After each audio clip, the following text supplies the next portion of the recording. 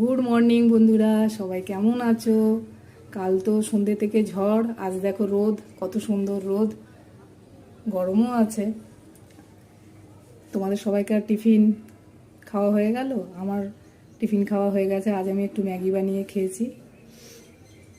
এবারে রান্নার কাজ শুরু করে ফেলেছি। দেখো, আজ আমি রান্নাতে হয়নি এখনও, এই যে কলমি শাক ভাজবো রসুন দিয়ে, আর ইঁচড়টা একটু ভাপিয়ে রেখেছি, এবারে ইঁচড়টা করব। আর মোরলা মাছ, এই মোরলা মাছটার আজকে কি করি দেখি। কালকে রুই মাছের ঝোল কিছুটা আছে, আর পটল ছুলে রাখলাম, এটারও একটা কিছু করব।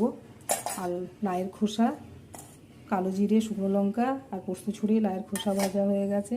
ভাত ডাল তো আগেই হয়েছে। এই হলো আজকের আমার লাঞ্চ। এরপরে আরও কি বানাই দেখি। চলো, সবাই খুব ভালো থেকো। আজ তো সানডে, সবার খুব আনন্দে কাটুক। আবার পরের ব্লকে তোমাদের সাথে দেখা হবে। টাটা।